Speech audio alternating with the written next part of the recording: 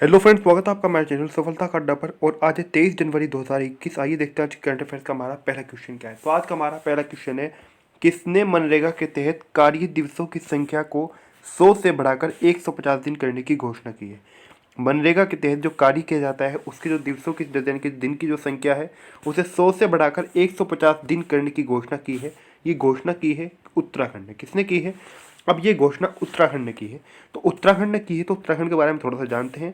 उत्तराखंड राज्य की अगर आपसे बात करें तो इसकी दो राजधानियां हैं, देहरादून और गैरसैंण। ये जो गैरसैंण है ये राजधानी भी कुछ दिन पहले ही, लगभग 8 माह पहले ही ये नई राजधानी यहाँ पर बनाई गई है, यानी कि इसकी घोषणा की गई है। इस पर कार्य चल रहा है। अन्यथा यहाँ की अभी तक की जो राजधानी थी वो देहरादून ही थी।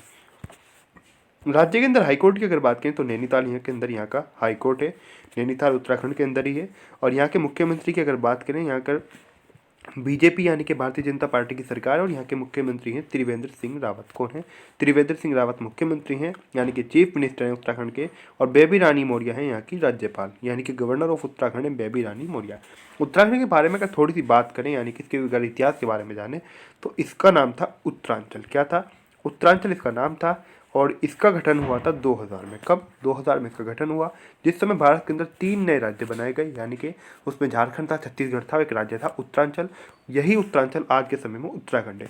इसे उत्तर प्रदेश यानी कि यूपी में से काटकर विभाजित करके लगभग जो पहाड़ी क्षेत्रों वाले जो 13 जिले थे उन्हें काटकर एक नया राज्य 2000 में बनाया गया था उत्तरांचल। क्या? उत्तरांचल। अब इस ही उत्तरांचल का नाम बदलकर 2007 में कर दिया गया। क्या? उत्तराखंड। किस में से विभाजित करके बनाया गया? उत्तर प्रदेश में से। कब बनाया गया? 2000 में गठन हुआ। नाम परिवर्तन कब हुआ? 2000 में। और सभी जो महत्वपूर्ण जानकारी थी वो हम इसके बारे में जान चुके हैं। और राज्य के अंदर किस यहाँ पर राजनीतिक दल की सरकार है उसके बारे में भी जान चुके हैं। अब प्रश्न के अन्य विकल्पों की अगर बात करें, बात अगर उत्तर प्रदेश की करें यानी कि यूपी की, तो यूपी जो है, उत्तर प्रदेश जो है, यहाँ पर भी बीजेपी यानी कि भारतीय जनता पार्टी की सरकार है। और यहाँ के जो मुख्यमंत्री हैं वो हैं योगी आदित्यनाथ। कौन है?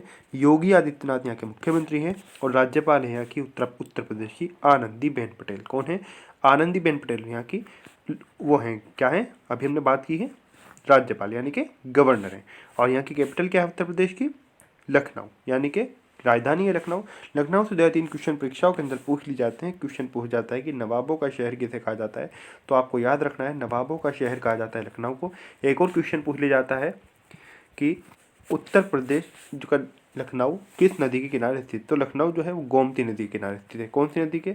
गोमती नदी के किनारे स्थित है लखनऊ। एक बात और याद रखनी है, उत्तर प्रदेश का जो हाईकोर्ट है इलाहाबाद हाईकोर्ट, उसकी खंडपीठ भी लखनऊ के अंदर ही है।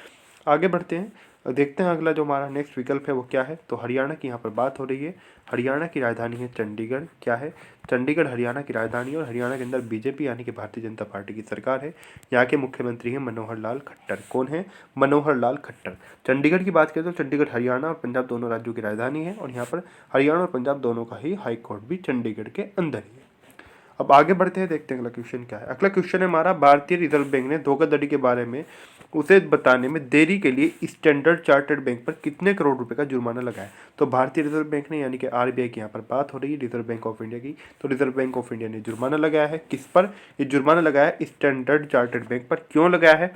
जो धोखाधड़ी हुई थी उसके बारे में देरी से बताने पर, यानी कि विलंब बताया गया है। तो चार्टर्ड जो बैंक है स्टैंडर्ड चार्टर्ड बैंक, इस पर जुर्माना लगाया गया है 2 करोड़ का। कितना? 2 करोड़ का जुर्माना लगाया है। अब ये जुर्माना लगाया है आरबीआई ने, यानी कि रिजर्व बैंक ऑफ इंडिया ने। रिजर्व बैंक ऑफ इंडिया की बात करें, इसे कहा जाता है भारतीय रिजर्व बैंक। इसकी स्थापना 1 अप्रैल 1935 को कोलकाता में हुई थी। कहाँ पर? कोलकाता में स्थापना हुई थी। और मुख्यालय इसका मुंबई में है। कहाँ पर है? मुख्यालय मुंबई में है। अच्छा, स्थापना इसकी कोलकाता में, मुख्यालय मुंबई में, ये सब कैसे हुआ? 1 अप्रैल 1935 को इसकी स्थापना हुई, लेकिन लगभग 2 वर्षों बाद 1935 के, यानी कि 1937 में इसको स्थानांतरित कर दिया गया, इसको शिफ्ट कर दिया गया। कहाँ पर शिफ्ट कर दिया गया? इसको मुंबई। तो स्थापना अगर पूछा जाए तो कोलकाता में, मुख्यालय अगर पूछा जाए तो मुंबई में। कोलकाता की अगर बात करें, कोलकाता जो है वो पश्चिम बंगाल में, यानी कि वेस्ट बंगाल में है। और वेस्ट बंगाल की राजधानी भी है कोलकाता। और यहाँ के मुख्यमंत्री की अगर हम बात करें पश्चिम बंगाल की, तो वो है ममता बनर्जी। कौन है? ममता बनर्जी। और यहाँ पर सरकार है तृणमूल कांग्रेस की। किसकी? तृणमूल कांग्रेस की। बात अगर मुंबई की करें तो मुंबई राजधानी है कहाँ की? महाराष्ट्र राज्य की राजधानी है मुंबई। और महाराष्ट्र के अंदर जो सरकार है वह है शिवसेना की गठबंधन के साथ सरकार है। यहाँ के मुख्यमंत्री का नाम है, यानी कि जो यहाँ के चीफ मिनिस्टर हैं, यहाँ के जो सीएम है वो है उद्धव ठाकरे। कौन है? उद्धव ठाकरे मुख्यमंत्री हैं। कहाँ के? महाराष्ट्र के। और महाराष्ट्र के राज्यपाल हैं भगत सिंह कोश्यारी। कौन है? भगत सिंह कोश्यारी। बात अगर गवर्नर की करें यानी कि आरबीआई के गवर्नर की यानी कि रिजर्व बैंक ऑफ इंडिया के गवर्नर कौन है, तो ये हैं शक्तिकांत दास। शक्तिकांत दास से एक बात और याद रखनी है, 25वें गवर्नर है, यानी कि इनसे पहले 24 गवर्नर और रह चुके हैं, वर्तमान में 25वें गवर्नर हैं आरबीआई के। अब आगे बढ़ते हैं, देखते हैं अगला क्वेश्चन क्या है। अगला क्वेश्चन है हमारा, किस राज्य सरकार ने बागवानी विकास मिशन की घोषणा की है। तो बागवानी विकास मिशन की घोषणा हाल ही में की गई है गुजरात सरकार के द्वारा। किसके द्वारा? गुजरात सरकार के द्वारा की गई है बागवानी विकास मिशन की घोषणा। गुजरात की बात करें तो राजधानी गांधीनगर है यहाँ की, मुख्यमंत्री यहाँ के विजय रूपाणी है और राज्य के अंदर बीजेपी यानी कि भारतीय जनता पार्टी की सरकार है। बात राज्यपाल की करें तो राज्यपाल है यहाँ के आचार्य देवव्रत। कौन है? आचार्य देवव्रत। बात अगर हम आपसे करें राजस्थान यानी कि इसके अन्य विकल्प के बारे में, तो यहाँ की राजधानी है राजस्थान की जयपुर और यहाँ पर जो सरकार है वो है आईएनसी यानी कि इंडियन नेशनल कांग्रेस पार्टी की और यहाँ के मुख्यमंत्री हैं अशोक गहलोत। कौन है? अशोक गहलोत। अगर आपसे परीक्षा के अंदर क्वेश्चन पूछ जाए कि राजस्थान किस देश के साथ अपनी सीमा बनाता है, तो आपको याद रखना है राजस्थान जो अपनी सीमा बनाता है पाकिस्तान के साथ ही अपनी सीमा बनाता है। अन्य विकल्प की बात करें, पश्चिम बंगाल के बारे में ऊपर पढ़कर आए हैं कि यहाँ के मुख्यमंत्री कौन है और राजधानी वगैरह क्या है यहाँ का। पश्चिम बंगाल से भी एक बात और याद रखनी, पश्चिम बंगाल जो सीमा बनाता है वो बनाता है बांग्लादेश के साथ। किसके साथ? बांग्लादेश के साथ अपनी सीमा बनाता है पश्चिम बंगाल। और अभी कुछ समय पश्चात पश्चिम बंगाल के अंदर आगामी समय में चुनाव भी होने वाले हैं, इसलिए पश्चिम बंगाल वर्तमान समय में चर्चाओं में भी है। अब आगे बढ़ते हैं, देखते हैं अगला क्वेश्चन क्या है। अगला क्वेश्चन है हमारा, अडानी समूह ने कितने हवाई अड्डों के विकास और संचालन और प्रबंधन के लिए भारतीय विमानपत्तन प्राधिकरण के साथ एक रियायत समझौते पर हस्ताक्षर किए हैं। किसके साथ? तो अडानी समूह ने हस्ताक्षर किए हैं भारतीय विमानपत्तन प्राधिकरण के साथ।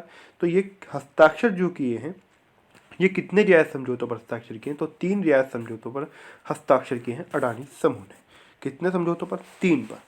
अब आगे बढ़ते हैं, देखते हैं अगला क्वेश्चन क्या है। अगला क्वेश्चन है हमारा, जकार्ता में आसियान सचिवालय में भारत का अगला राजदूत किसे नियुक्त किया गया है। तो जकार्ता में आसियान सचिवालय में भारत का अगला राजदूत नियुक्त किया गया है जयंत खोबरागड़े को। किसे? जयंत खोबरागड़े को नियुक्त किया गया है। कहाँ पर? जकार्ता में आसियान सचिवालय में भारत के अगले राजदूत होंगे जयंत खोबरागड़े। अब आगे बढ़ते हैं, देखते हैं अगला क्वेश्चन क्या है। अगला क्वेश्चन है हमारा, किस अभिनेता के नाम पर दक्षिण दिल्ली के एंड्रयूजगंज में एक सड़क का नामकरण किया जाएगा। कहाँ पर? दक्षिण दिल्ली के एंड्रयूजगंज में एक सड़क का नामकरण किया जाएगा दिवंगत अभिनेता सुशांत सिंह राजपूत के नाम पर। किसके नाम पर? दिवंगत अभिनेता सुशांत सिंह राजपूत के नाम पर। आगे बढ़ते हैं, देखते हैं अगला क्वेश्चन क्या है। अगला क्वेश्चन है हमारा, सड़क परिवहन एवं राजमार्ग मंत्रालय तथा किस संस्था ने प्राकृतिक आपदा प्रबंधन के क्षेत्र में सहयोग के लिए एक सहमति पत्र पर हस्ताक्षर किए हैं। तो सड़क परिवहन और राजमार्ग मंत्रालय ने किस संस्था ने यानी कि सड़क परिवहन एवं राजमार्ग मंत्रालय प्लस किस संस्था ने मिलकर प्राकृतिक आपदा प्रबंधन के क्षेत्र में सहयोग के लिए एक सहमति पत्र पर हस्ताक्षर किए। तो डीआरडीओ की यहाँ पर बात हो रही है, यानी कि सड़क परिवहन एवं राजमार्ग मंत्रालय प्लस डीआरडीओ। तो डीआरडीओ ने ये हस्ताक्षर किए हैं। डीआरडीओ की अगर आप बात करें तो डीआरडीओ का पूरा नाम है डिफेंस रिसर्च ऑर्गेनाइजेशन। डीआरडीओ की बात हम कर रहे हैं तो डीआरडीओ, तो इसका पूरा नाम हो जाएगा डिफेंस रिसर्च डेवलपमेंट ऑर्गेनाइजेशन। क्या? डिफेंस रिसर्च डेवलपमेंट ऑर्गेनाइजेशन इसका पूरा नाम है। इसकी स्थापना की अगर आपसे बात करें तो स्थापना 1958 में हुई और इसका मुख्यालय डीआरडीओ भवन नई दिल्ली में है। कहाँ पर? डीआरडीओ का मुख्यालय डीआरडीओ भवन नई दिल्ली में है। स्थापना 1958 में हुई। अगला क्वेश्चन है हमारा, किस देश ने अमेरिका के 28 अधिकारियों पर प्रतिबंध लगाया। तो हाल ही में 28 अधिकारियों को प्रतिबंधित किया है। ये क्या है? चीन ने। किस देश के अधिकारियों को? अमेरिका के 28 अधिकारियों को चाइना ने प्रतिबंधित कर दिया है। बात चीन की करें तो राजधानी बीजिंग है यहाँ की, राष्ट्रपति यहाँ के शी जिनपिंग है, करेंसी यहाँ की रेन मिनबी है। क्या है? रेन मिनबी। अन्य विकल्पों की बात करें, पाकिस्तान की अगर आपसे बात करें तो पाकिस्तान जो है यहाँ की कैपिटल है इस्लामाबाद और यहाँ के प्रधानमंत्री हैं इमरान खान। कौन है? इमरान खान। इमरान खान अपने आप में एक अंतर्राष्ट्रीय क्रिकेटर भी रह चुके हैं। और अगर बात करें यहाँ के राष्ट्रपति के बारे में यानी कि प्रेसिडेंट ऑफ पाकिस्तान के बारे में, तो इनका नाम है आरिफ अलवी। कौन है? आरिफ अलवी यहाँ के राष्ट्रपति हैं यानी कि प्रेसिडेंट है। बात अगर श्रीलंका की करें तो श्रीलंका की 2 राजधानियाँ हैं। एक राजधानी है श्रीलंका की कोलंबो। श्रीलंका भी हमारा पड़ोसी देश है। क्या है? कोलंबो एक राजधानी है यहाँ की दूसरी राजधानी क्या है यहाँ की? श्री जयवर्धनापुरा कोटे। क्या? श्री जयवर्धनापुरा कोटे। तो 2 राजधानियां हैं किसकी? श्रीलंका के। और श्रीलंका भी बात करें, पाकिस्तान की करें, विकल्प जो है यहाँ पर हमें तीनों मिले हैं। चीन का उत्तर है जिसने प्रतिबंध लगाया है। पाकिस्तान की करें चाहे श्रीलंका की, तीनों ही हमारे पड़ोसी देश हैं। अब आगे बढ़ते हैं, देखते हैं अगला क्वेश्चन क्या है। अगला क्वेश्चन है हमारा, दहलीज पर राशन वितरण का अभियान किसने शुरू किया। तो दहलीज पर राशन वितरण यानी कि घर घर जाकर राशन उपभोक्ता हैं, यानी कि जिनके राशन कार्ड वगैरह बने हुए हैं, उनको जो राशन वितरण होना है, जिनको राशन दिया जाना है, उनकी दहलीज पर जाकर उनको राशन दिया जाएगा, व्यवस्था शुरू की है आंध्र प्रदेश ने। किसने की है? आंध्र प्रदेश ने की है। अब आंध्र प्रदेश राज्य की बात करें तो आंध्र प्रदेश यहाँ की 2 राजधानियाँ यानी कि 3 राजधानियाँ हैं। कुर्नूल के अंदर बात करें तो कुर्नूल के अंदर यहाँ के हाई कोर्ट है, यानी कि जुडिशियल कैपिटल है, यानी कि न्यायिक राजधानी, क्योंकि यहाँ पर इसका हाई कोर्ट है, जैसे कि उत्तराखंड का नैनीताल में है और हरियाणा और पंजाब का चंडीगढ़ में। तो कुर्नूल के अंदर हाई कोर्ट है किसका? आंध्र प्रदेश का। और आंध्र प्रदेश की विधानसभा कहाँ पर है? अमरावती में। और विशाखापट्टनम से संचालित होती है। विशाखापट्टनम में कार्यपालिका कहाँ पर? कार्यपालिका विशाखापट्टनम में। विधानसभा जो सदन चलता है वो कहाँ? अमरावती में। और हाईकोर्ट कुर्नूल। और यहाँ के मुख्यमंत्री की अगर बात करें तो वाई एस जगनमोहन रेड्डी यहाँ के मुख्यमंत्री यानी कि चीफ मिनिस्टर है। राज्यपाल की बात करें तो विश्वभूषण हरिचंदन यहाँ के राज्यपाल हैं यानी कि गवर्नर हैं। अब आंध्र प्रदेश के बारे में थोड़ा सा जान लेते हैं। यहाँ की 3 राजधानियों पर कारण क्या रहा, किस प्रकार से ये बनी। 2 जून 2014 को भारत के अंदर आप उस समय पहुंच जाइए, मान लीजिए अभी तक के भारत के अंदर अभी तक के मतलब जम्मू कश्मीर भी भारत का पूर्ण राज्य है, यानी कि वर्तमान केंद्र शासित प्रदेश और धारा 370 नहीं हटी है। अगर उस समय 2014 तक की बात करें, यानी कि वो तो 19 में काम हुआ है, तो हम बात कर रहे हैं 2 जून 2014 की। उस समय भारत के अंदर एक 29वां नया राज्य बनाया गया था। क्या? उसका नाम था तेलंगाना। क्या? तेलंगाना। तो तेलंगाना जो विभाजित करके जो काट कर बनाया गया था वो आंध्र प्रदेश में से ही बनाया गया था तेलंगाना। और तेलंगाना से पहले यहाँ की राजधानी थी हैदराबाद। क्या? हैदराबाद।